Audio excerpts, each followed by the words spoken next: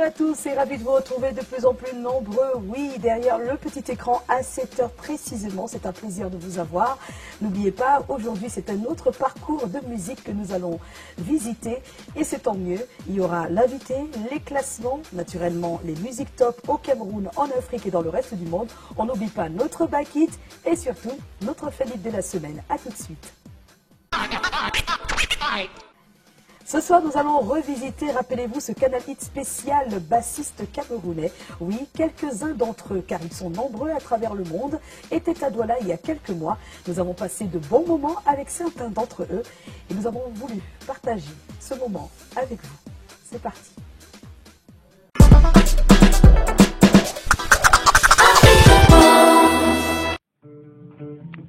Là-bas, c'est un pays, le Cameroun.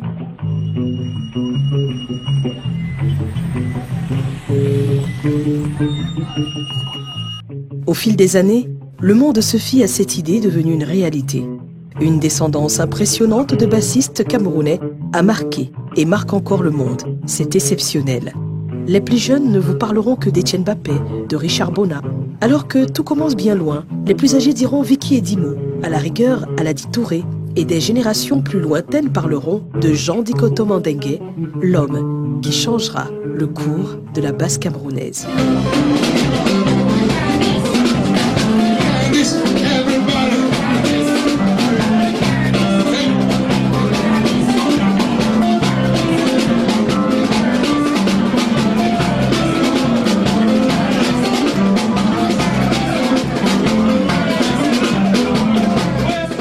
Lors d'un grand et exceptionnel événement organisé par Innov Tempo, 5 parmi ces illustres génies de la basse ont fait le déplacement à l'aéroport international de Douala, où ils atterrissent. Un accueil des plus chaleureux les attend. Sur les murs, l'exposition photo de leurs différents portraits, des images fortes par l'artiste qu'elles représentent, signe d'une véritable richesse musicale made in Cameroun. Tout cela, assis ce matin-là à partager et à échanger autour d'un verre, nous n'avons pas hésité à rencontrer chacun d'entre eux. Et en premier, notre caméra s'est arrêtée sur Richard Epessé. Alors, Richard Epessé n'était pas, selon moi, parce que je me souviens de mon enfance, je n'avais aucune prédisposition à être musicien. Mais j'avoue que lorsque j'étais un petit garçon qui allait à l'école primaire, je jouais à être le disco-jockey de mes copains. Je transformais une boîte d'allumettes et je mettais une capuche de bière aplatie. Avec une bûchette d'allumettes que je cassais pour la manche de faire une espèce de levier comment on appelle ça, du tourne-disque. Voilà, donc, voilà, et je chantais, mes copains dansaient. Fils de Sila Doumbé Félicité et de Feu Isaka Doumbé Ipessé, Richard, tout jeune, est un athlète, un basketteur, au début non prédestiné à la musique. Le déclic, il arrive au début des années 80. Lorsque je vais à un concert avec ma mère, effectivement, de Toto Guillaume. Et il y avait Vicky et Dimo à la basse. C'est marrant, hein? Alors, Vicky et Dimo, que je ne connaissais pas d'ailleurs, mais lorsque j'étais assis là, à observer l'estrade et les musiciens qui n'étaient pas encore arrivés, mon regard s'est focalisé sur une guitare qui était debout toute seule. Je me demandais, mais c'est quoi cette guitare qui se met debout toute seule? Et puis bon, j'ai dit, je vais attendre, voir qui est la personne qui viendra la chercher. Et donc du coup, je vois un monsieur qui arrive, qui prend la guitare et qui se met à jouer d'une façon spectaculaire. Alors, avec le regard d'adolescent que j'avais à cette époque-là, j'ai dit, je vais faire ça.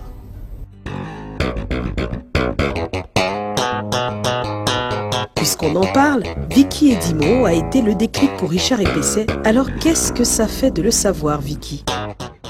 Oui, ça c'est sûr que chacun va raconter son expérience dans ce sens-là, mais le plus important c'est qu'aujourd'hui ça ait comme effet que le bassiste camerounais soit reconnu et respecté à travers le monde.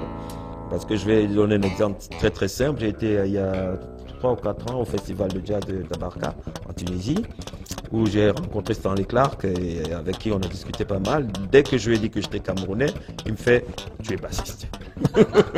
C'est l'effet que les bassistes camerounais font. Et ça, c'est quelque chose de tellement ancré dans les gènes que voilà, ça donne ce que ça donne aujourd'hui, malgré qu'il n'y ait pas d'école. C'est un peu comme la Kora. Au Sénégal ou en Guinée ou au Mali, c'est retransmission orale. Voilà. Et quand je dis retransmission orale, c'est-à-dire que quand je dis qu'il faut beaucoup travailler, c'est parce que pourquoi on travaille beaucoup? Parce qu'il y a la passion. Et la passion naît du fait qu'on a entendu tel morceau de tel avec une base qui fait. C'est ça qui fait naître la passion, ce qui fait que le travail, quand on dit travail, c'est pas que c'est difficile, que c'est lourd, mais la passion allège tout. On peut travailler des heures et des heures en une journée sans s'en rendre compte parce qu'il y a la passion qui est là.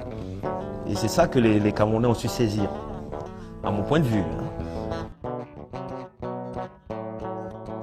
Voilà, c'était la première partie. On va passer à la deuxième partie tout à l'heure. Mais avant, voici le classement des musiques top au Cameroun. C'est le Camer Hit et c'est rien que pour vous.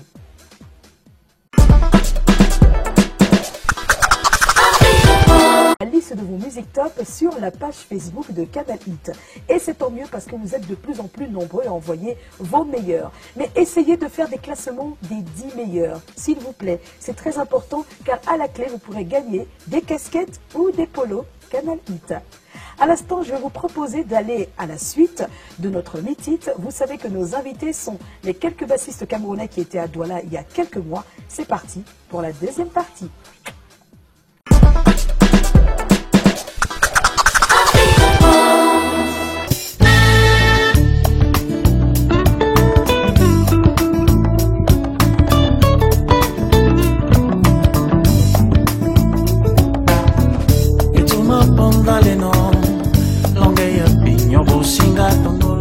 Je ne sais pas si c'est la radio de mon père qui sonnait, vous savez, on avait des radios où il y avait qui sonnait complètement grave. Et tout ce qui se passait, au lieu d'entendre une mélodie de voix, on entendait plutôt la mélodie de la basse. Et je pense qu'il y a un truc aussi avec la basse à ce niveau au Cameroun, c'est-à-dire que le mixage qu'il faisait de Dikoto, de Vicky, c'était je pense, je ne suis pas sûr, mais je pense que la basse était en avant. J'entendais avant la basse, avant d'entendre même la mélodie, les paroles, les guitares et tout ça, c'est la basse que j'entendais. J'ai été un enfant comme tous les autres, avec des parents qui instauraient une certaine discipline de vie.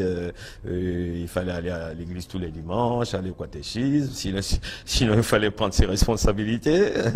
Et puis c'est dans tout ce climat-là que je me suis retrouvé donc à prendre un instrument un jour, je devais avoir 13 ans. Et puis j'ai tellement aimé l'instrument que j'ai plus jamais arrêté de jouer, quoi. La passion commence à grandir, je rencontre des copains qui jouent déjà un petit peu. De temps en temps, moi je vais gratouiller un petit peu avec eux. J'ai toujours eu beaucoup de chance à ce niveau-là. La basse parce que j'ai toujours été attiré par des sons très graves depuis l'enfance.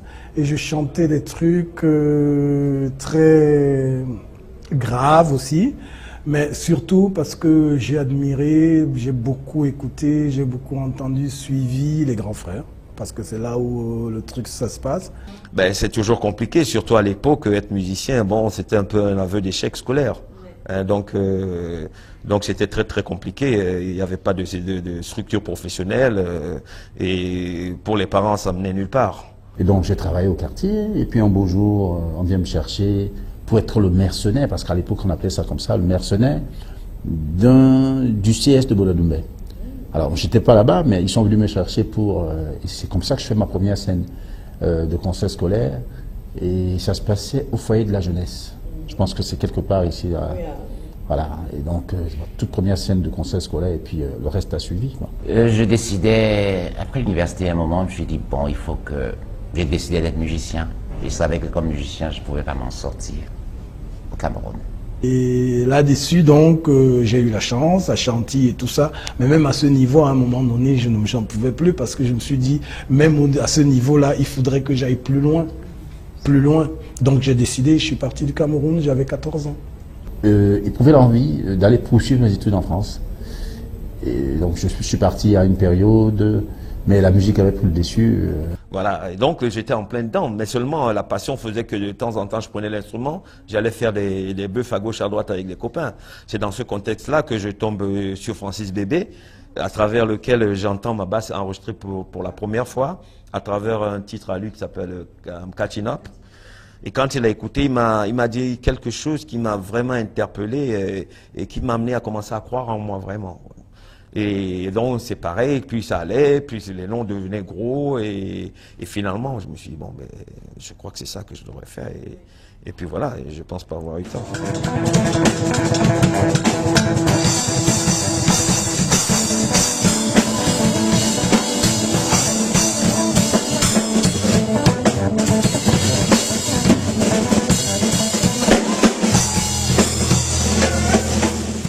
Et avant d'aborder la troisième partie, voici pour vous le classement des musiques top en Afrique et surtout les news. C'est parti pour cette troisième partie.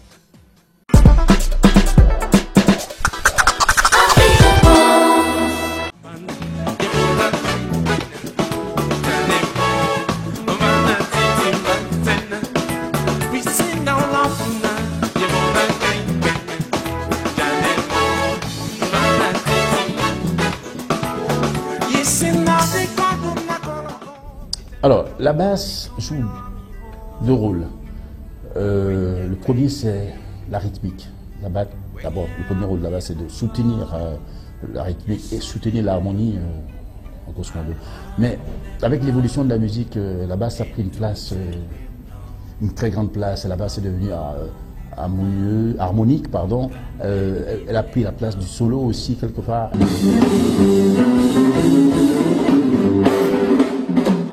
C'est vrai qu'il y a des mauvais, des moyens, des bons, des très bons et des grands.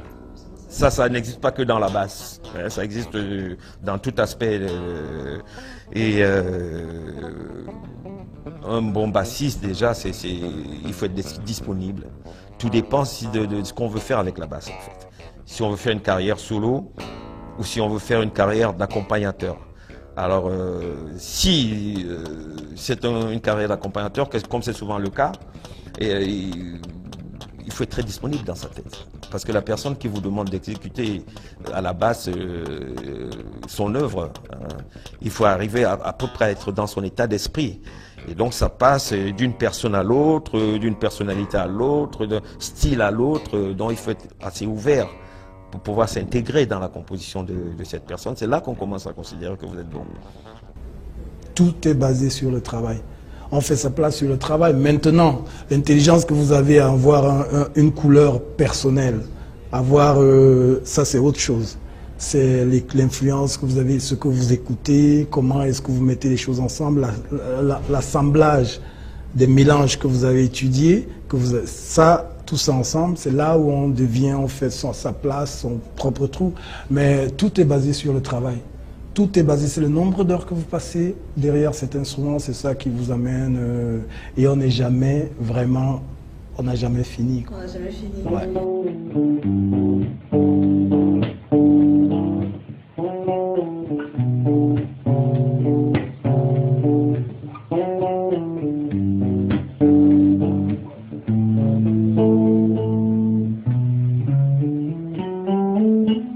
On peut être bon et vivant à New York, on peut être super bon vivant à Paris, on peut être super bon vivant à Bafoussam, à Douala ou ailleurs.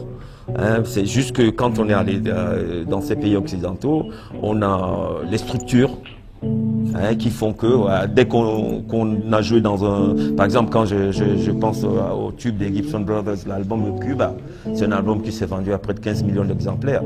Donc ça ouvre, c'est tout de suite, c'est ça la différence. Mais c'est pas que ceux qui sont au pays sont forcément moins bons.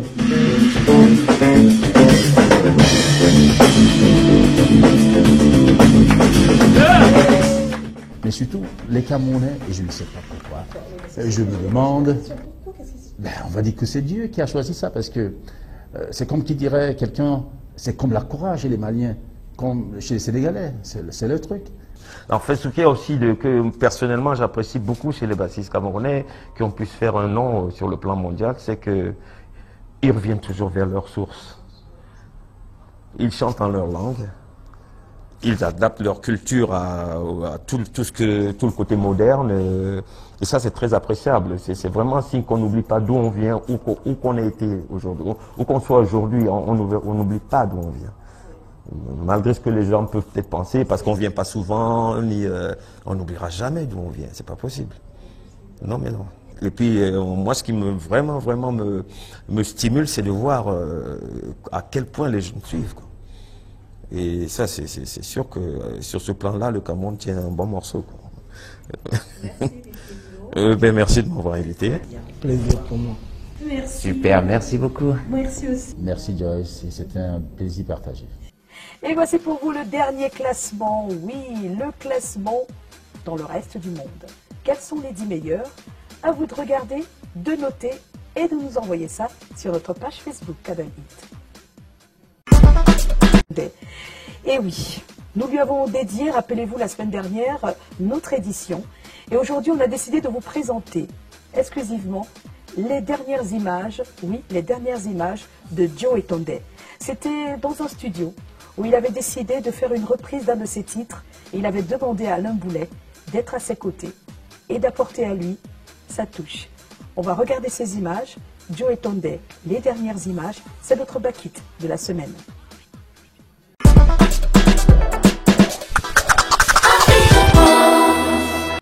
Et Titi Sondion, on t'aimait, oh maman.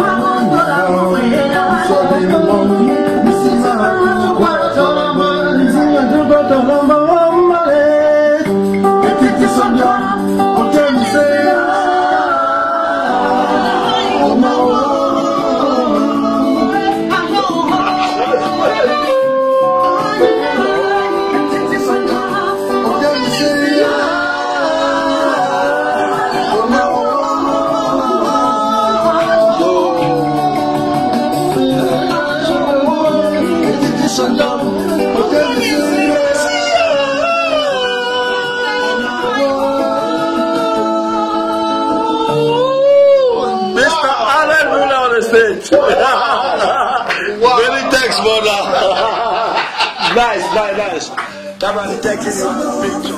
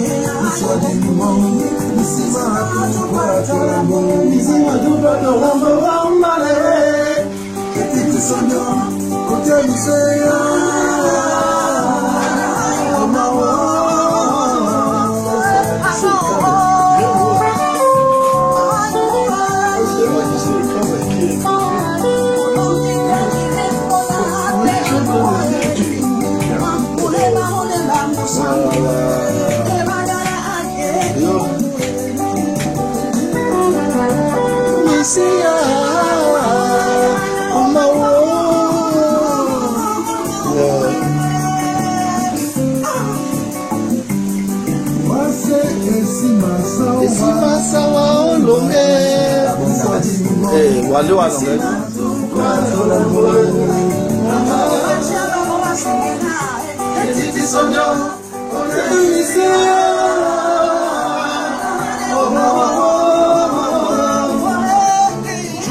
c'est terrible ce que tu as apporté là. C'est l'exemple de l'esprit ça.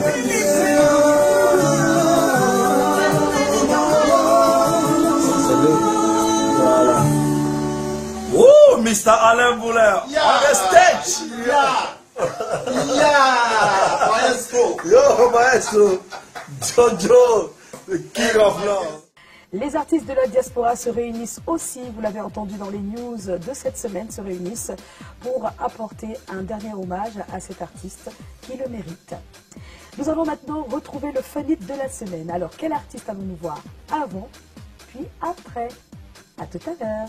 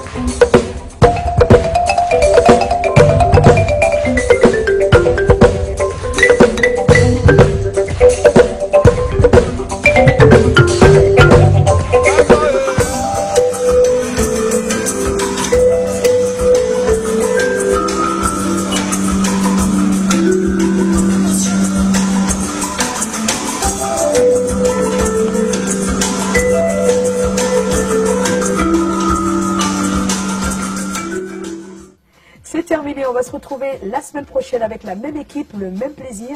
N'oubliez pas de nous envoyer vos suggestions sur la page Facebook de Canal Hit. Vous pouvez également envoyer vos 10 meilleurs au Cameroun, en Afrique et dans le reste du monde. N'oubliez pas, vous pouvez repartir avec des casquettes et des polos estampillés Canal Hit. Je serai là la semaine prochaine, car vous emmerder, c'est mon dada. Ciao, ciao. Bonsoir, Diffor. Tu m'entends? C'est vrai, ça?